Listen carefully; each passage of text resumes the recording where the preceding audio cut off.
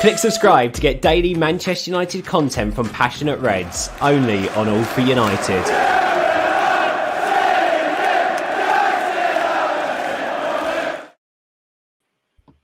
Hello and welcome back to a bit of a weird episode of Tactical Preview. We don't actually have a game to tactically preview, given that it's just been called off. But there's no halt in the content, so we thought we'd sort of look over Ralf Rangnick's reign so far. Joined by Stu. It's brilliant to have you on, mate. Should have Abdul coming as well, all being well. But yeah, we'll get straight into it. I suppose the title of the video is, has Rangnick changed anything yet? So I suppose we'll dive straight into that. Is there any evidence so far for you that he has come in and made a change?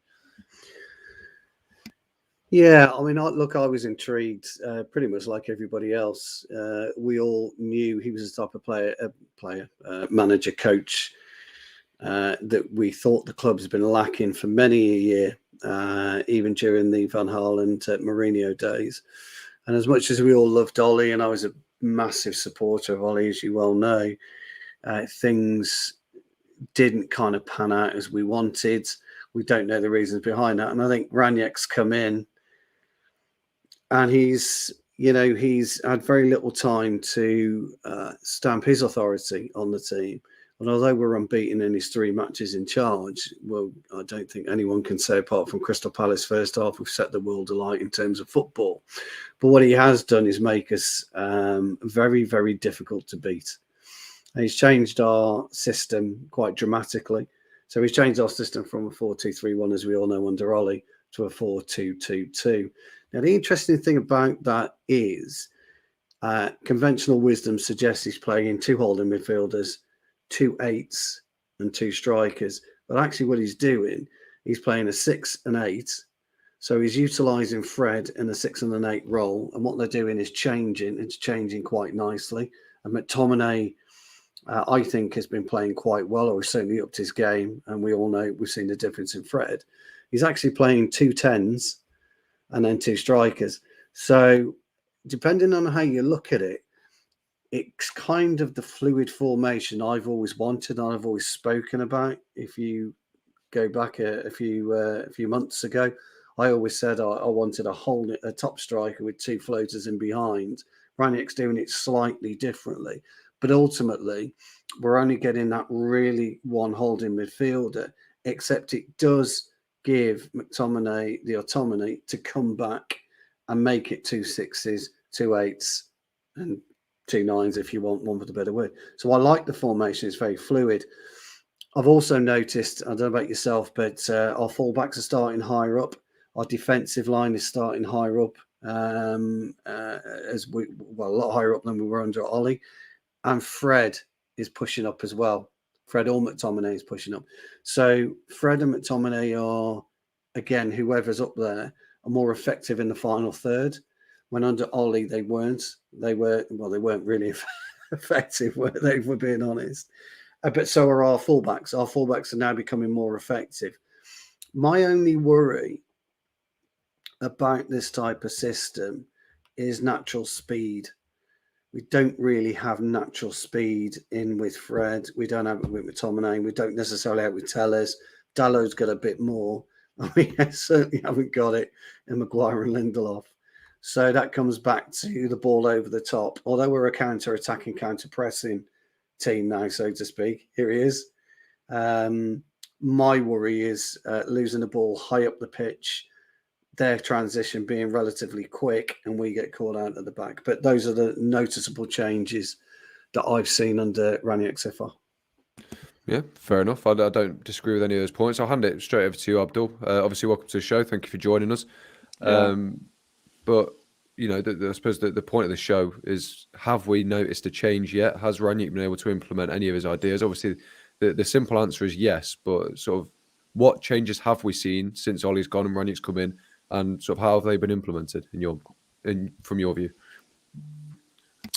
I think the only changes implemented is just the formation, really.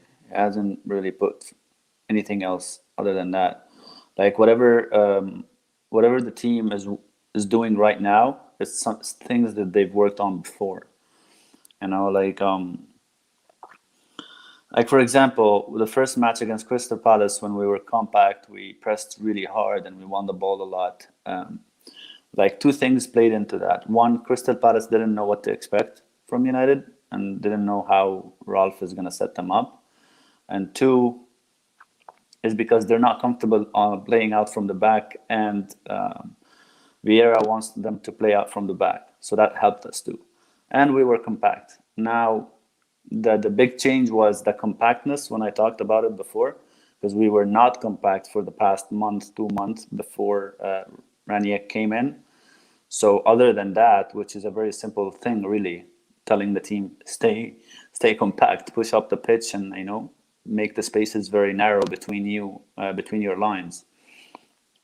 So that's the only change that I can really tell you we've done. Because again, like, if you've noticed, I know this hasn't been talked about. I think Sky shared it, where the match, the record of winning possession back high up in the final third was already achieved under Ollie before, and against Fulham in May, right? So it's a joint record when we did it with Ralf on his first match, and we've done it 2 other times with Ollie. So that means these players are used to pressing, are used to winning the ball high up the pitch. Now, they weren't very effective and did it in every match, because every opposition plays you differently. So you some opposition you'll be able to press them high because they play out from the back. Some opposition won't. You won't be able to press them high because they don't give you the space for you to go, or they don't play out from the backs for you to press them anyway. So it depends. So, like, what I'm saying is, basically, the bottom line is most of the things we've seen so far are things that they've already worked on. The only difference was the compactness and the change in formation. That's it. Well, I wanted to just stay with you for a second, Abdul, because Stu mentioned the point of obviously Scott McTominay and Fred improving. To what degree with each player is up for interpretation, but there's no doubt that they are performing a bit more aesthetically pleasing, shall we say, more than anything. I don't whether it's an improvement or not, but do you think, Abdul, that that's due to this sort of level of control that United now have in games, meaning that they're not as exposed, they're not having to do as much defensive work, and they can just sort of focus on doing what they do well? Does that make sense? It's not a level of control per se, because, for example, the Norwich game, we did not have control whatsoever over the game. It's the compactness again. Because remember, when you're exposed, when there's like a big space between your lines, that makes the work for each individual harder because he has larger space to cover. So, for example, I felt sorry for Fred and McTominay in the Liverpool game, in the Leicester game, specifically those 2 games, because and Villarreal when we played them at home, the space that they had to cover was huge, was massive. There's no way 2 people are going to cover that space when, like, one of your line is far up and the other line is far back, and then there's like a big empty space in the middle there where only 2 people are supposed to cover. So of course that is detrimental to their performance, especially their performance off the ball. Both of them were atrocious because of the space that they had to cover. Now, it's not on them, it's on the way they were set up. But when you narrow the space, when you give them duties that are very specific, their performances, of course, are going to change and they're going to be better. So for Fred, most of his qualities are up the pitch. Like, I remember under Ollie, Fred has so many games where he excelled, where he was man of our match, because the role he was given was to hassle people, to press them, win the ball back, but he was given a specific space to do it. He wasn't given, like, I need you to cover for multiple people at the same time, because Fred is not going to be able to do it. Maybe he has the stamina and he will run all game, but people will be running circles around him because he has to cover 3 people. And we know Fred has the tendency to also jump into tackles, so he gets bypassed easy and sometimes gets brushed easy. So the more he's in a confined space, where he's covered, the better Fred you'll see. Same thing for McTominay. Although, like, McTominay's last performance against Norwich was good, Crystal Palace, he was not there. Like, he was just not on the pitch, basically. And but his against Norwich, he was really good. He was the one guy who was actually attempting stuff out of the 11 players that we had. I mean, sorry, the other 10 players. So it's all about space, you know. Performances depend on the team and depend on the space that they're given to cover and the tasks. So yeah, when Fred started doing the things that Fred is good at, you know, you saw less mistakes and you saw more good things out of Fred. And Fred is good higher up the pitch anyway. Fred is not a lone DM. Fred is not the guy you leave at the back and he will spray passes. That's not him. And neither is McTominay, to be frank, you know. So it shouldn't be a surprise that when he's higher up the pitch, he's performing better than when he's, like, you know, getting the ball out from the back from one of the center backs. Yeah, basically, really. Fair enough. Fair enough. I'll come to you then, Stu. Obviously, earlier you mentioned about us being hard to beat. Now, I've just put a tweet out, so it'll be interesting to see what other people think. But has Rangnick now made us defensively solid? Because I think the Norwich game showed that we're maybe not. Or do you think it's more that we're still reliant on David De Gea and he's put in a really good performance, and that's why we've got these back-to-back clean sheets? Yeah, well, look, there's no doubt we've been reliant on De Gea. There's no two ways about it. Our defending hasn't improved. No. Are we more solid? Yes. Now, that sounds a bit stupid that our defending hasn't improved, but we are more solid. We just appear to be better organised than what we've previously been. And that's your big difference. There's still that glaring gap between our centre halves and our goalkeeper. De Gea again was glued to his line at Norwich, but he was terrific. I mean, that header, I can't remember which defender got up, but that header where he scooped it was just phenomenal. It was a fantastic save. I think the problem that we're going to have, and the problem that Rangnick's going to have, is this issue that we're going through right now, where we're going to likely have a 2-week layoff. Because we're not playing Sunday, and I think we don't play then till the following till Boxing Day, do we? So we're going to have this long layoff in time. B, can he get coaching? Can he get them onto the training field? Is Carrington going to be open? And C, he's not really been able to see what he probably classes as his star defender, which is Rafael Varane. I know he's back on the pitch at the minute, but he's not really been able to see him in any kind of action, any kind of footballing action. So I think it's a difficult task for him at the back. Now, for me, knowing a tiny little bit about playing centre-half, only a smidgen, I do know that consistency is everything. And your ability to read the game is everything. And where you position yourself is everything. And I always had an issue where people were saying, "Oh, it's got to be coached, etc., etc., etc." But there's a huge amount of common sense attached to all of what I've just said. Coaching is about how you act as a group, as a foursome, so to speak, or a fivesome if you include the goalkeeper. So I think, are we a bit more solid? Absolutely. Are we defending better? No, we're not defending any better whatsoever. But we're, as a group, it will take time for Rangnick to get that.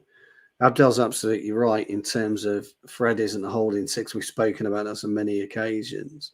And that if we are caught out of possession, and Abdel, when you came on, I was talking about in our new system, if we are caught out of possession, the transition, if they're speedy, we have a bit of a problem at our back, because I think Dallow's about the quickest, isn't he, across our back four. And so that's I think we're a little bit more solid, but we're still not defending right. No. Yeah, it just goes back to... Sorry, pal. It goes back to what Abdul said about being compact as well, doesn't it? That's what's always going to help in terms of defending. But we're sticking with defenders then. We've seen, whether that be through sort of circumstance or through ability, we've seen a bit of a revival of both fullbacks at the minute with Dalot and Tellez. I'll come to you first, Abdul, because I don't think we've really spoken about the dynamic that we have going on at fullback in depth, really. On the right, I think Dallow's proven that he can do a job, and he's done it pretty well. And given what we saw with Wan-Bissaka against Young Boys, do you see a way that he gets back into the team? And then after that, just speaking about the left back as well, because you've always said that Telles has these deficiencies in his game going forward. Does he fit the way Rangnick wants to play, or are those deficiencies still going to hinder him as we go forward? It will depend on how Rangnick wants to use Ronaldo and how he wants to use Rashford, because Rashford performs a lot better when Shaw is behind him, and secondly, just set pieces wise and crosses wise, Telles has a. I'm not saying he's better than Shaw at crossing, because Shaw crosses a lot less than Telles, but his successful percentage is almost as the same as Telles anyway. So if you actually look at it, the one crosses more but gets the same percentages, and one crosses less. I want the more efficient guy. The thing is, if Shaw plays to his potential like last year, there's no way Telles will get ahead of him. He has far more wider range of abilities than Telles. Like, he can progress the ball a lot better than Telles. He can cross the ball just as good as Telles. He does underlaps and overlaps. He has a good connection with Rashford. Actually, Shaw can beat a man. He's very comfortable in beating a man. He's very comfortable under pressure. So there's just a lot more that Shaw can bring to the game than Telles can. So even if Telles is doing well now, if Shaw is showing the signs he was showing last year in training, I don't doubt that Rangnick will find a reason to bring Shaw in. With Dalot though, there's a completely different story on the other hand there. Both fullbacks offer you something different depending on the game you want to play. So we all know Dalot is better going forward. He's not that good defensively. Aaron Wan-Bissaka is better one-on-one.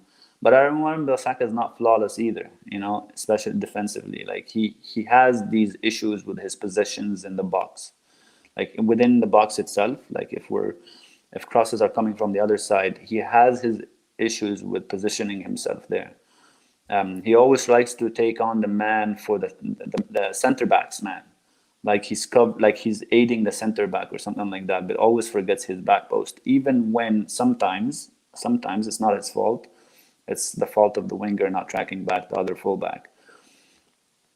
But other than that, in the game right now, especially when you're reliant on building up, when you're reliant on progression, and a lot of teams want to press you, you want a fullback that can progress the ball. You can't, like, for example, a mixture of Telles and Aaron Wan-Bissaka being fullbacks, that's a terrible mixture. Because not only can't you progress through the fullbacks, you can't even progress to the middle, because we don't have the progressive midfielders in the middle. So you're so heavily reliant on Maguire, Lindelof, or Varane, whoever the combination is, to do a lot of things, way more than they should be handling. So you have to find the right balance. I would only bring Aaron Wan-Bissaka in games where we know the team we're facing is better than us, and they're going to control the game from us.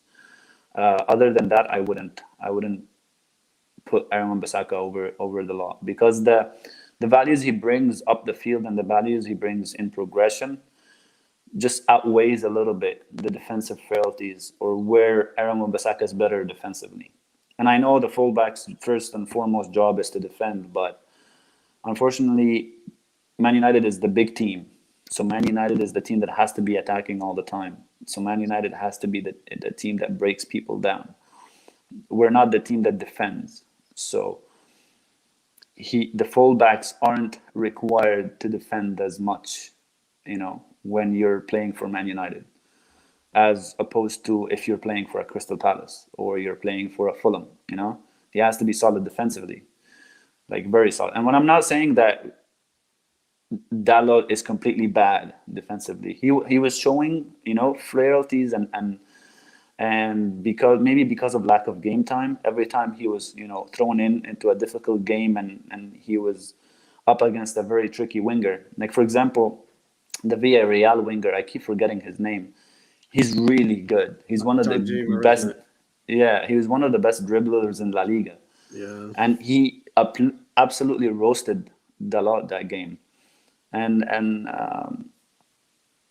obviously people said, "Oh, look, he's very bad defensively," and he can be caught out, Dalot, because he wants to be forward. But I still think overall he's a net positive to the game than a negative. And Lindelof does a very good job covering him as well. Yeah.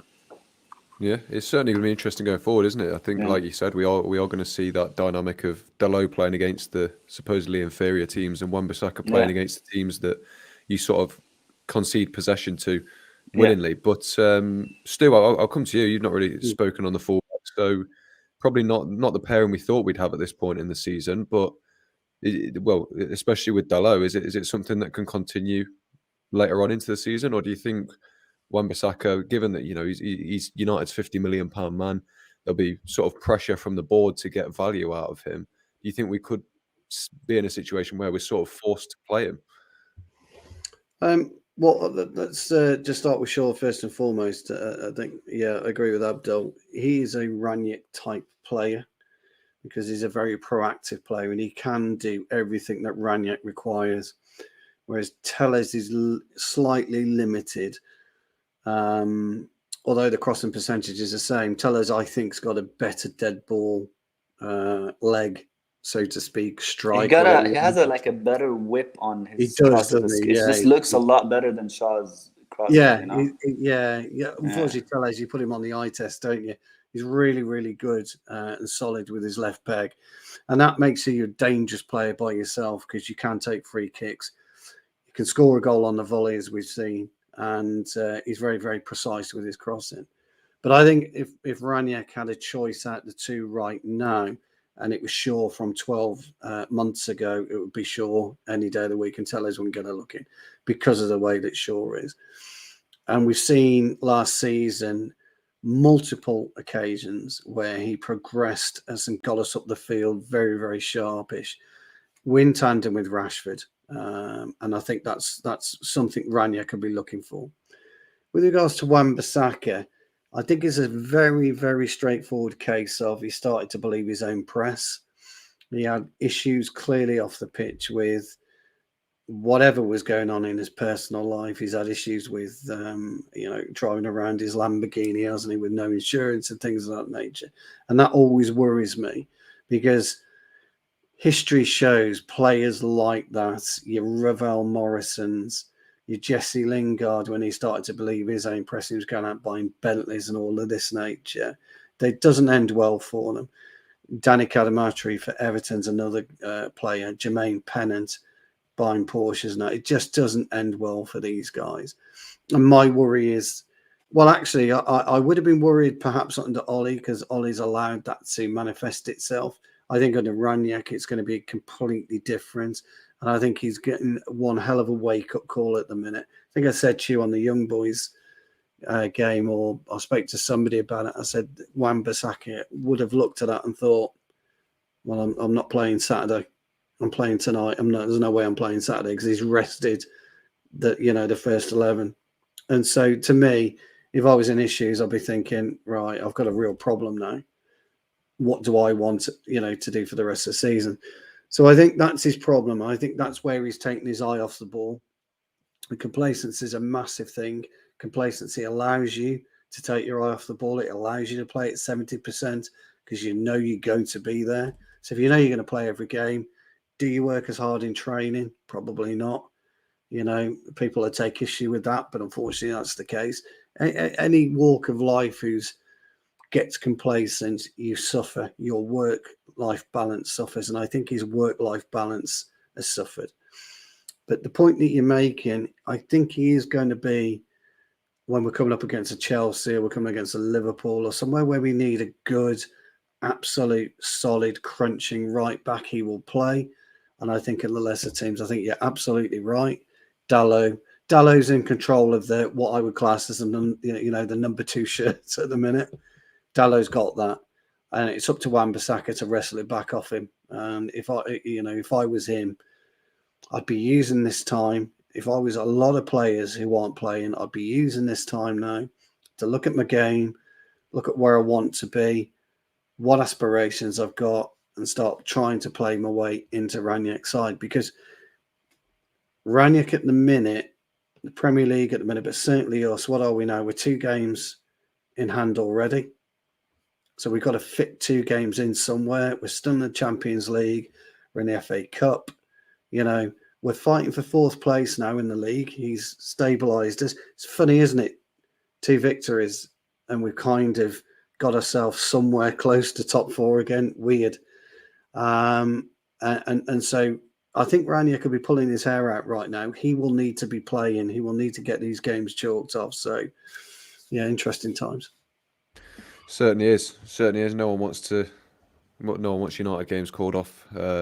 Especially given that there was one scheduled for my birthday. That's a bit of a annoyance that's been called off now. But we're going to end it soon. I know that there's things that we need to be doing. So the last point I want to touch on, I'll come to you first, Abdul, is Marcus Rashford, because he came back into the side. He scored a few goals under Ole. Whether his performances match that or not is to be argued. But he just looks and has looked for a few games now, just a shell of his former self. Now, is this just a case of he's in bad form, or he's not recovered from his injury properly, or is he sort of not being helped by the tactical system of Rangnick? No, I think it's a combination of all of them, and one of them is he's not being helped by the profiles he's playing around. So, like, if you watch the Norwich game back again, you'll see there are moments where he tried to link up with Ronaldo, like how he links up with Martial, and it didn't work. Ronaldo tripped over the ball, or he miscommunicated with Ronaldo, and Ronaldo went ahead and the ball was behind Ronaldo instead of, where Ronaldo is. Or Ronaldo received it in a tight area and he lost it, because Ronaldo is not a dribbler like Martial is at the moment in his current age, right? It might have been the young Ronaldo, but not now. So I just found it kind of funny, because I'm like, he's not Martial, bro. Like, what are you trying to do? He's not gonna give you the 1-2 that you want from Martial. So it's kind of like all the attacks kept dying at both of their feet. Whenever Rashford receives the ball and tries to take on way too many people, or whenever he tries to link up with Ronaldo and Ronaldo loses the ball instead. So Rashford needs that link-up player, that player who's going to help him create space around him, instead of, because when he doesn't have that player, Rashford tries to take on way too many people, or try to take on his shoulder way too many things. Like, I'm going to beat everyone, and I'm going to shoot, and I'm going to score for the team because I want to help the team. And he has that mentality. He has that, like, I want to help the team so bad that I'll try anything, even if it's completely ridiculous. And so that's affecting his game. Like, I think we've said on our previous show that both Ronaldo and Rashford are the same profile at the moment. They can't play together, right? If you separate them in a forward 3 and with another winger who's a creative winger, maybe you'll reduce that a little bit. But if they're the 2 up top, they can't be the same. Like, they can't have the same profile as 2 up top. We remember when we compared Cole and York, and we talked about it, Stu, before. And basically, you're having two Coles up top. Yes. You're not a York and a Cole. So if you're going to play Ronaldo up top, you need a Martial, you need a Sancho with him. If you're going to play Rashford up top, same thing exactly. But you can't have both the same profile up top. And he's not being helped by that. And both his performances and Ronaldo's overall performances is bad. Like, Ronaldo will pop up with a goal. We know that. He'll find himself a goal somehow. But, or the overall performances for both our, joint strikers is really bad, because they're not connecting any attacks whatsoever. And it has to do with the way they think, the way they function as players. They function the same way. You know, they're both selfish. They both want to score and shoot a lot, even from difficult positions. You know, and even when they try to link up, their link up is not that good. So no wonder United can't really sustain pressure and sustain attacks. You know, because the profiles are not helping. Like even putting Bruno and Sancho behind them is not helping. Yeah, I totally agree with that. Actually, Yeah.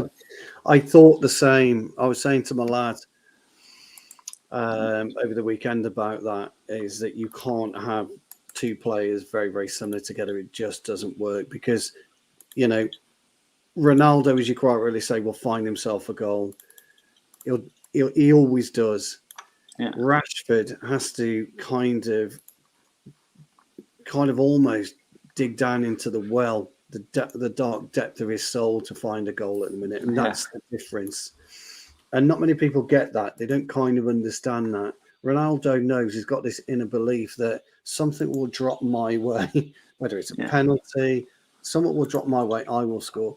Rashford is overplaying and he's making it very, very difficult for Ronaldo to even exist, as Abdel says, because they're running into the same spaces all the time. Rangnick favours this two at the top, doesn't he? And kind of, I think it was Bruno and Sancho, wasn't it, that were playing, added the width over the weekend. And so, and I like that. I like Bruno and Sancho adding the width because Bruno can also pop into the middle if need be, which he was doing at times with Norwich. And that's great to see. And I think a Martial and Ronaldo would be a much better combination. I think Abdel's right, a much better combination because I think Sancho plays so much better out on the left than he does on the right, which is weird. I know people will say that, but if you remember, he played a lot of his time out in Germany on the left, and that's where he scored and created most of his chances on the left rather than the right. But playing in those 2-10 roles, he's able to intertwine and interchange, which is what I was talking about months ago. And that's what makes us more dangerous. However, you're relying on one man to pop the ball in the back of the net, which is Ronaldo. So I'm with you, Abdel. I would bring in Martial. I think that's a much better combination with Ronaldo. And I think he will offer... I think he'll be very, very proactive. You know, I know it's come out in the press he wants to leave and all this kind of nonsense, but Rangnick's kind of said, well, look, he hasn't told me, he's not told the club. So as far as I'm concerned, he's available for selection. But he's got this niggling injury, hasn't he? He seems to have this niggling injury. Apparently so, yeah. Yeah, so it will be interesting to see what we do next time we take the pitch, whenever that is. Certainly will. Yeah, but in 2040, when our next game is, we might see a aging Marcus Rashford and Anthony Martial strike partnership. But I do unfortunately have to end things there. I'm cutting it very short, but obviously no games to talk about this weekend. So you know, we just have to make do, I suppose. I don't know what I'm going to do with my Saturday now that United aren't playing. There's a couple of games tonight, isn't there? I know Scousers are still on, isn't it? Liverpool. Yeah, Chelsea are playing as well. Chelsea, you think they're going to postpone the league again? Yeah, I'd say give it a couple of weeks, yeah. I'd say so. No. I'd be amazed if Boxing Days... Well, there's 5 cancelled for this weekend, isn't there? Yeah. 4 cancelled. 4 cancelled. So the league, if they don't postpone all matches, then the league's going to be all over the place, isn't it? Teams are going to, what did we play in our last week of the season? We had to play 3 matches, didn't we? Oh, we played 4 in 7 days. 4 in 7 days. That's right. You can't have that again. You just can't have that. So I would imagine the Premier League are twitching at the moment. What we're going to do? Yeah, a little bit. It's better off. People won't like me for saying it. You're better off trying to keep it behind closed doors again, or crazy. Because in Germany, I think they're behind closed doors again, aren't they? In Germany, I'm not sure. I haven't been following the Bundesliga. Well, I was watching the Mönchengladbach game the other day, and they had fans in the stadium. So, but Bayern Stuttgart the other day didn't. Maybe it was sort of introduced that day or whatever. But or maybe it's depending on time. Maybe it's time dependent. So yeah.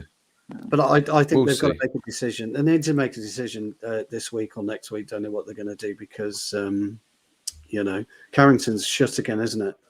Mm. So Is it? Yeah. I thought Yeah. they had Yeah, pictures of the they players. shut it today. Yeah. No, it's shut it today again, yeah. But before you go, James, and everybody who's watching, it's James's 21st birthday over the weekend. So tweet him happy birthday. So happy birthday from me and my family, old friend. Thank you.